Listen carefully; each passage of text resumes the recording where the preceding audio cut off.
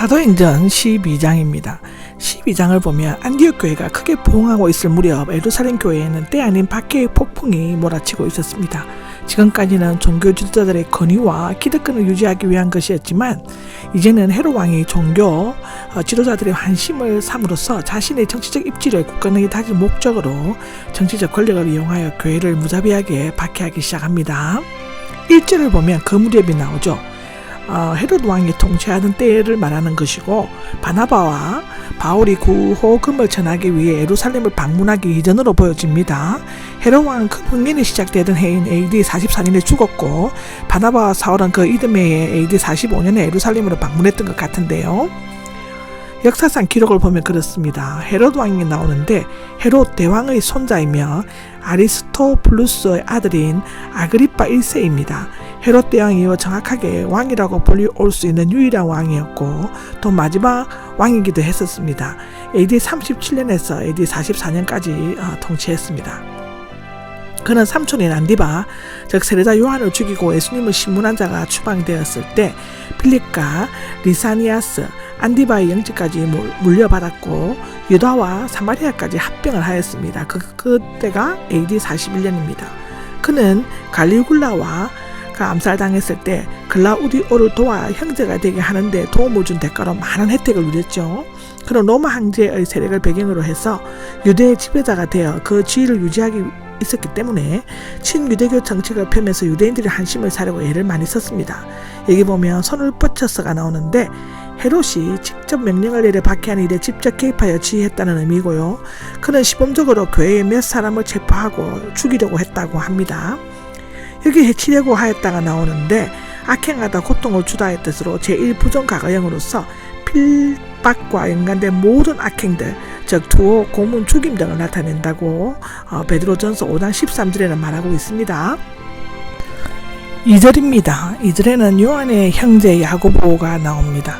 사도 요한의 형제인 세베대의 아들로서 베드로와 요하나가 더불어 수제자 중에 한 사람이었다고 마태복음 4장 21절에 10장 2절에 자세히 나옵니다.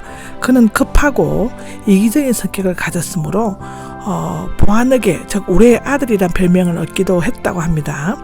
예수님은 그들의 형제 죽음에 대해 예언하신 적이 있는데 그것은 마가복음 10장, 마태복음 20장이고요. 야고보는 가장 먼저 그리고 요한은 가장 늦게 죽었던 것 같습니다. 이 사건은 예수님께서 죽으시고 부활하신 지 약 10년 후에 일어나는데요.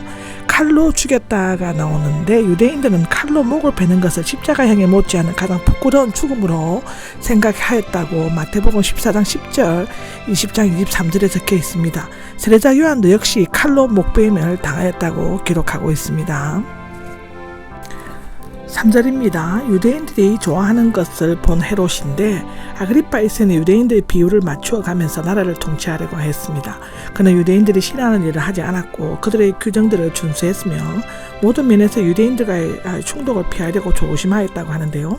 특히 그는 예루살렘인 유대인 신하들의 비율을 맞추려고 그리스도인들을 박해하고 사도 야고보의 목을 베어 유월절 명절이 지나면 베드로를 잡아 옥에 가두려고 했다고 합니다.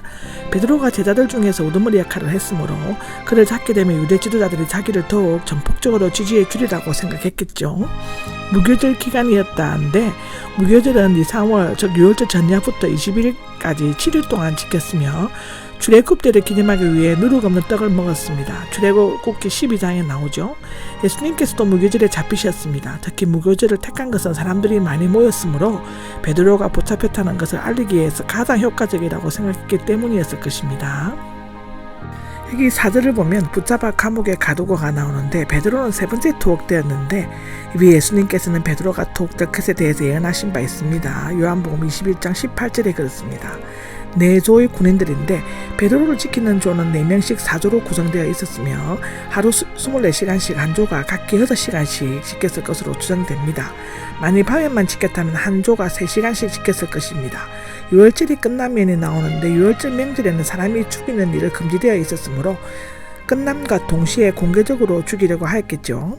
원래 사형선고는 사내들인이 하고 집행은 로마 총독의 허락하에서 이루어졌는데 때로는 스테반의 경우처럼 묵인되기도 했다고 합니다. 이제 축제가 끝나면 헤롯은 베드로를 조롱감으로 삼아서 의양양하게 또 다른 피해 축제를 벌이게 될 것입니다.